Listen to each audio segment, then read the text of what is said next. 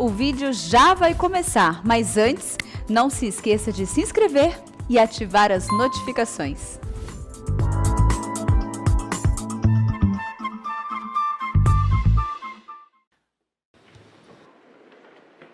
Vamos abrir a palavra de Deus, segundo livro das Crônicas, capítulo 14.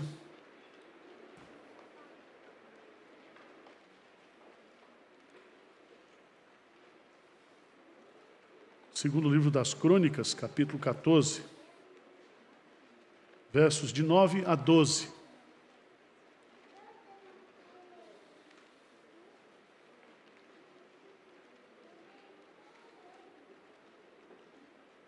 Diz assim a palavra de Deus: Zerá, o etíope, saiu contra eles com um exército de 1 milhão de homens e 300 carros. E chegou até Maressa. Então, Asa saiu contra ele, e ordenaram a batalha no vale de Zefatá, perto de Maressa. Versículo 11, vamos ler juntos?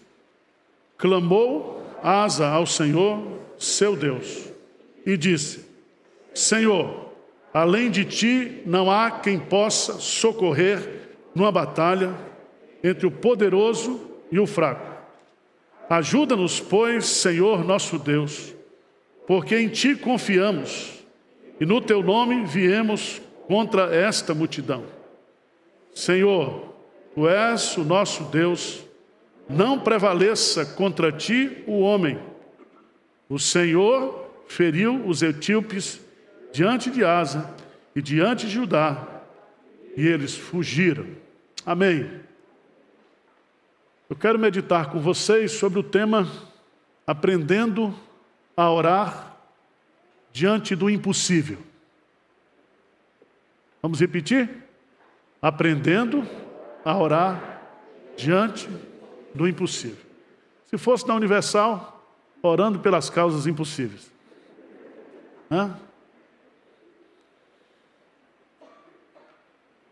Um dos estudos mais fascinantes da Bíblia é você estudar as orações da Bíblia. Você começa estudando lá, em Gênesis capítulo 18, a oração que Abraão fez, intercedendo por Ló. E aí você vai caminhando. O livro das Crônicas, que registra a história dos reis de Israel, tanto Crônicas e Reis, contam a história dos reis. E eu desafio você a nessa semana estudar as orações que foram feitas por esses reis. Porque a gente aprende com Jesus que nós só podemos aprender a orar orando e com quem ora. Lucas capítulo 11, certa vez, os discípulos viram Jesus orando e eles chegam para Jesus e dizem: Jesus, ensina-nos a orar. Meus amados irmãos, o maior meio de graça que Deus deu ao seu povo é a oração. Se nós orarmos, nós iremos prevalecer. A vida cristã, ela é impossível sem oração. Os puritanos diziam: a oração é o oxigênio da vida cristã. Se eu não oro, eu morro.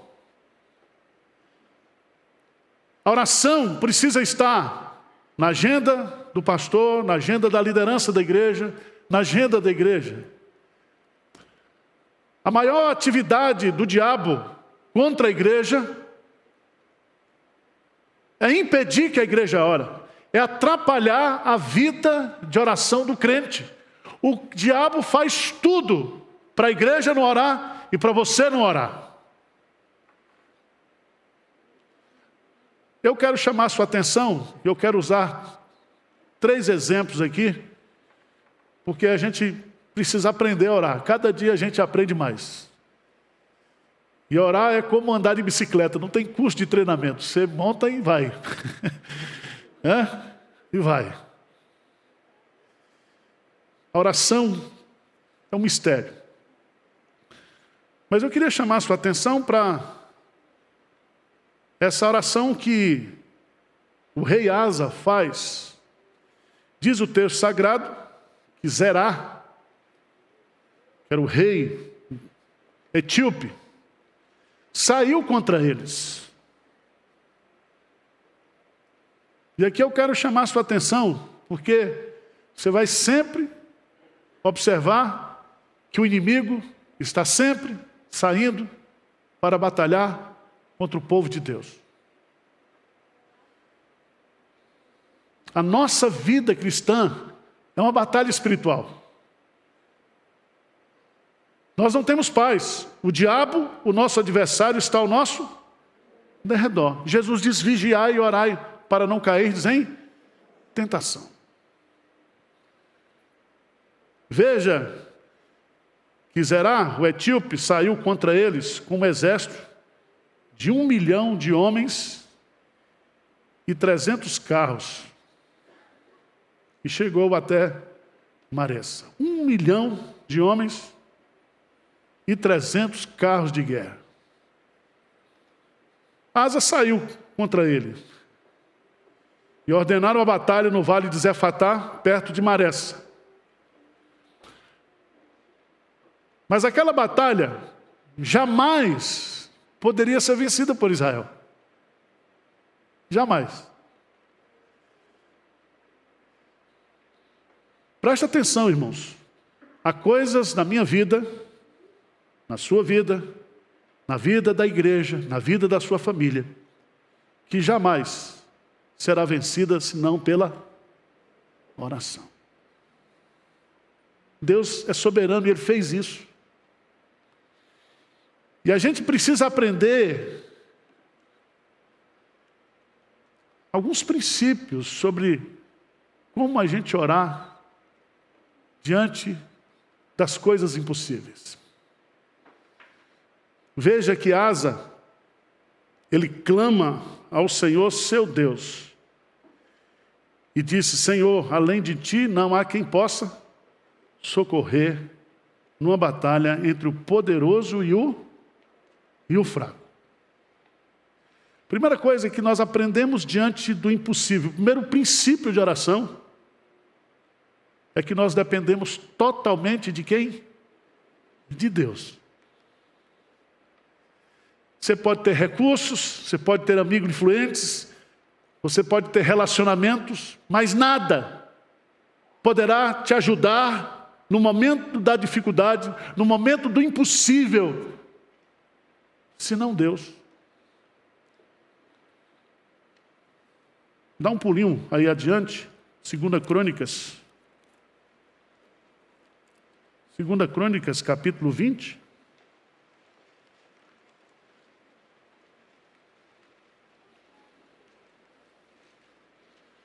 A história de Josafá diz que os filhos de Moabe, os filhos de Amon,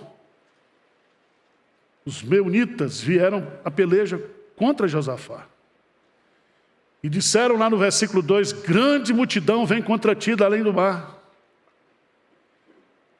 Versículo 3, então Josafá teve medo e pôs-se a buscar o Senhor e apregoou jejum em todo o Judá. Agora veja lá no versículo 12 de 2 Crônicas 20, o que ele diz? Nosso Deus, acaso não executarás tu o teu julgamento contra eles? E aí ele diz assim, porque em nós não há força para resistirmos a essa grande multidão que vem contra nós. E não sabemos nós o que fazer, porém, os nossos olhos estão postos em ti. Meu irmão, presta atenção.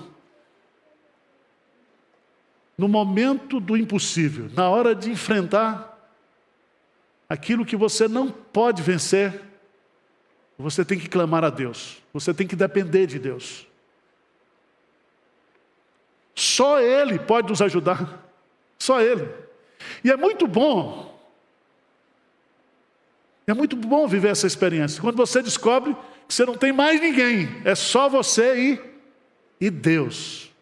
Foi assim com Jacó no vale de Jaboque. Ele passou os rebanhos, passou os filhos, passou as mulheres, e ele ficou só. E ele sozinho, ele lutou contra Deus. E ele diz: não te largarei enquanto o Senhor não me abençoar. Então presta atenção, diante do impossível, nós precisamos orar na certeza de que só Deus pode nos socorrer. Amém? Está fraco, amém, né? Amém?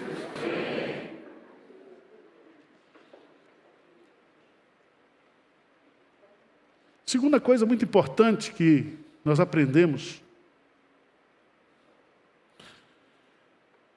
nessa oração, e que se repete de uma forma padronizada nas orações do livro das Crônicas, é que as nossas lutas, elas não são nossas. As nossas lutas são as lutas de Deus. Presta atenção. Há na mentalidade bíblica aquele conceito de que eu e você, como povo de Deus, nós só temos lutas porque nós estamos com Deus e Deus está conosco. Nós só somos atacados, nós só passamos por tentações, por provações, porque nós somos de Deus. Mas o que acontece? Nós temos o hábito de achar que os meus problemas são os meus problemas. E até tem um ditado: ema, cada um com seus problemas. Mas na Bíblia não é assim. Se você está passando por uma luta, porque você é crente, se você está passando por uma luta, por uma tribulação, por uma perseguição, se você é de Deus, essa luta, esse problema é de Deus. Deus diz lá no profeta Isaías que Ele se angustia com as nossas angústias. Ele está conosco quando nós passamos pelas águas, pelos rios, pelo fogo. E nós precisamos aprender a orar diante do impossível, dizendo: Senhor, essa luta não é minha só, essa luta é tua.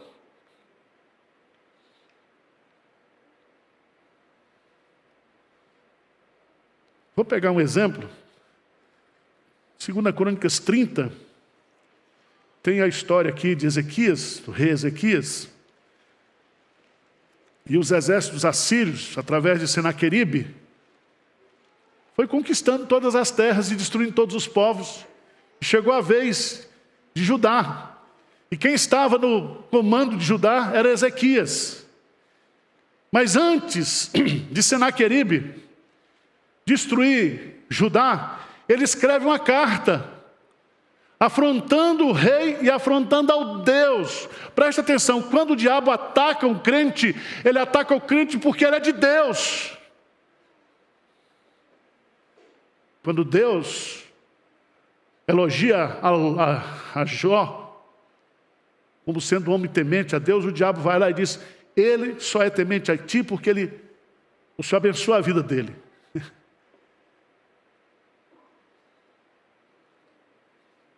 Vamos lá, por favor, lá para Isaías capítulo 37, que Isaías foi o profeta dessa época, de Ezequias, e ele vai nos dar um detalhe. Capítulo 37 de Isaías. Veja, a partir do versículo 14, o rei da Síria manda uma carta desmoralizando o povo de Deus, desmoralizando Deus. Veja no texto: tendo Ezequias recebido a carta das mãos dos mensageiros, leu-a. Então subiu à casa do Senhor, estendeu perante o Senhor e orou ao Senhor, dizendo: ó Senhor dos exércitos, Deus de Israel, que está entronizado acima dos querubins, tu somente és o Deus de todos os reis da terra, tu fizeste o céu e a terra. Inclina ao Senhor os ouvidos e ouve, abre, Senhor, os olhos e veio. Ouve todas as palavras de Senaqueribe, as quais ele enviou para afrontar o quê? O Deus vivo. Verdade é, Senhor, que os reis da Síria assolaram todos os países e suas terras e lançaram no fogo os deuses deles, porque deuses não eram, senão obra de mãos de homens, madeira, pedra, por isso os destruíram. Agora, pois, ó Senhor, nosso Deus, livra-nos das suas mãos, para que todos os reinos da terra saibam que só tu és o Senhor. Você já pensou nisso? A família que você tem não é sua, é Deus que a junta. Os filhos que você tem são herança do Senhor. Os bens que você tem são de Deus, você é mordomo. Sua identidade, sua filiação, seus dons, seus talentos, tudo que você tem é de Deus. Todas as bênçãos espirituais que nós temos de Deus, as temos em Cristo Jesus. Isso é tão sério que quando Jesus vai converter a Paulo, ele diz para Paulo: Saulo, Saulo, por que me persegue? Perseguir a igreja é perseguir a Jesus, o cabeça da igreja. Perseguir o corpo é perseguir o cabeça da igreja. Então eu quero dizer para você, em nome de Jesus, que aqui nós aprendemos esse princípio maravilhoso. Nós dependemos só de Deus, diante do impossível. Mas nós temos que, diante do impossível, entender também que esse impossível não é meu, é para Deus também.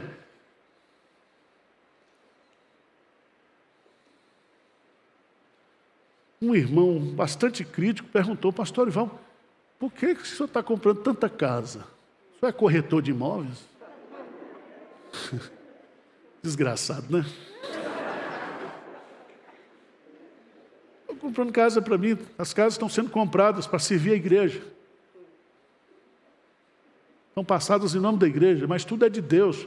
Jesus Cristo pode voltar amanhã e a gente não precisa nem usar as casas. Já ir para o céu. Eu quero que você entenda isso, porque é um princípio de oração do Antigo Testamento. Se você observar, todos oravam baseado na aliança. E eles diziam: o Senhor é que nos fez povo do Senhor. Então, a minha causa, a sua causa, é de Deus também. Aprenda isso. Porque você diz assim: os meus problemas. Veja bem, se você é crente, tudo que existe na sua vida é problema de Deus também. Os problemas da igreja são problemas de Deus. Os nossos problemas são problemas de Deus. Deu para entender?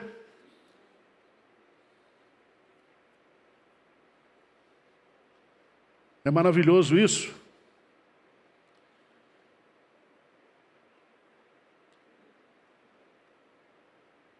Primeiro princípio: diante do impossível, nós dependemos só de Deus. Diante do impossível, nós aprendemos que o meu problema, a minha impossibilidade também é de Deus. Terceiro princípio que está no texto.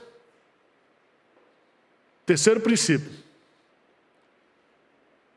é que nada, nem ninguém poderá prevalecer contra o Senhor Deus. É impossível para mim, mas para Deus não há impossíveis.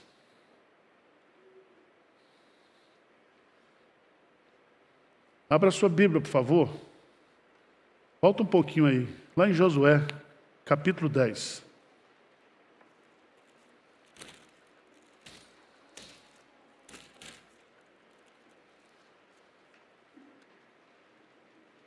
Esse Josué não era presbiteriano. Não era. Se Josué fosse membro da igreja de Pinheiro, todo mundo ia chamar ele de xarope, crente xarope.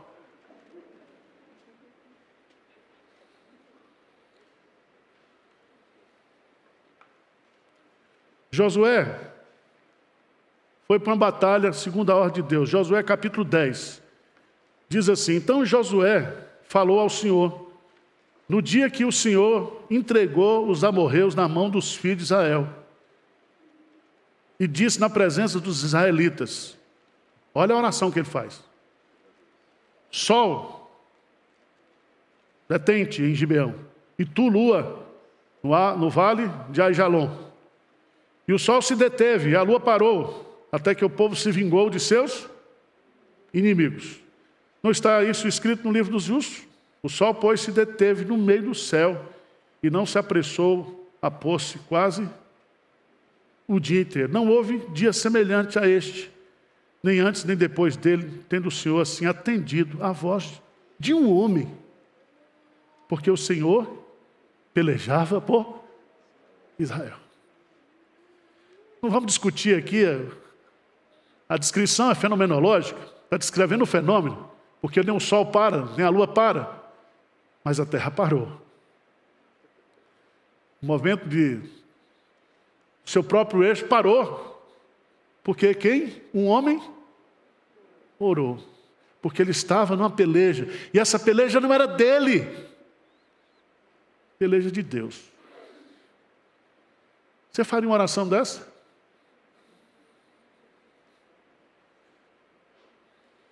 Geralmente a gente não faz, né? A gente diz, isso é a vontade de Deus, eu estou em paz. E às vezes a gente vai trabalhando isso, e a gente esquece que a oração nos foi dada justamente para que a vontade soberana de Deus se cumpra. Dentro da economia divina, a oração, ela é um instrumento, John Piper coloca isso muito bem, para Deus exercer a sua soberania. Quando você ora, você não está contra a vontade de Deus. Quando você ora, você está submetendo a vontade de Deus. Você está dizendo que Deus é soberano e que somente Ele é poderoso para fazer.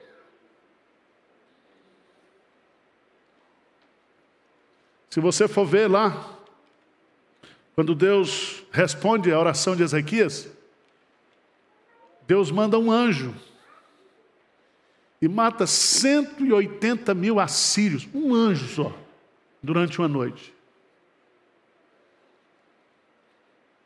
Porque Senaqueribe afrontou o Deus de Israel, o único Deus vivo e verdadeiro. Deus está com o seu povo. Por isso que você, lá, quando Deus se revela na oração de Salomão, lê depois lá, 2 Crônicas 7,14. Se o meu povo, que se chama pelo meu nome, nós somos um povo que tem nome. O pastor pregou a semana passada aqui, somos nação santa, somos povo, propriedade exclusiva de Deus. Quando Deus reuniu o seu povo, no final ele abençoava o seu povo com a bênção araônica, com a bênção apostólica, porque esse povo tem dono, esse povo tem nome, esse povo tem propriedade. Deus está conosco. Então para de lutar sozinho. Para de achar que você vai resolver. Para de querer ensinar a Deus como é que vai ser feito o negócio.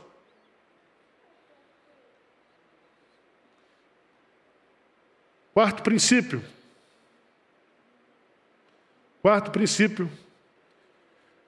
Está aí no versículo 12. O que diz aí? 2 Crônicas 14, 12. O Senhor feriu os etíopes diante de Asa, diante de Judá. E eles fugiram. Quando eles foram feridos aí, a turma agora é nós. Foram para cima. Mas foi Deus que feriu. Por que isso, irmãos? Porque todas as nossas lutas diante do impossível, é Deus quem luta por nós, é Deus quem luta através de nós.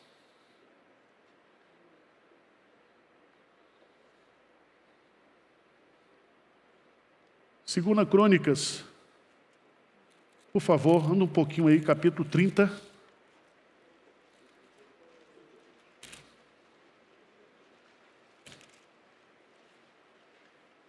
E 2.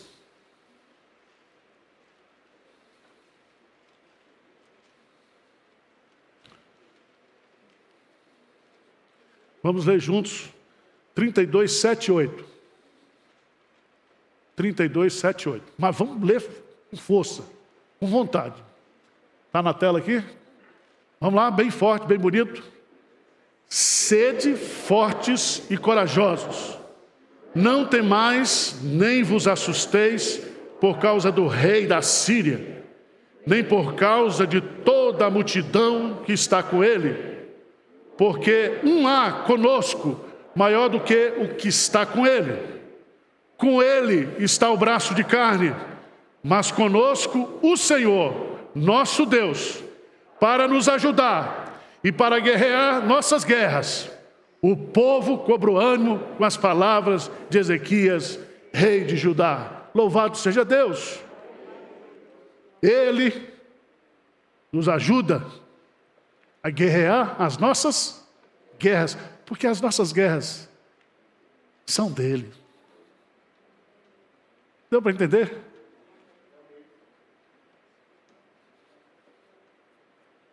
Jesus, ele nos desafia, ele nos incita, linguagem de Mateus, capítulo 7. Pedi, pedi, dá-se-vos-á. Pois todo aquele que pede o quê? Recebe. E Deus, ele é maravilhoso. Se nós, como pais imperfeitos, sabemos dar boas coisas aos nossos filhos, ele, como pai perfeito, ele vai nos dar tudo o que nós precisamos. Eu queria desafiar você agora a nos ajoelharmos na presença de Deus. E vamos colocar diante dele as nossas causas, o quê? Impossível. E dizer, Senhor, a bola está contigo. E eu não sei o que fazer. Foi o que Josafá disse. Senhor, eu não sei o que fazer. Estou pelando de medo. Mas o Senhor que resolve.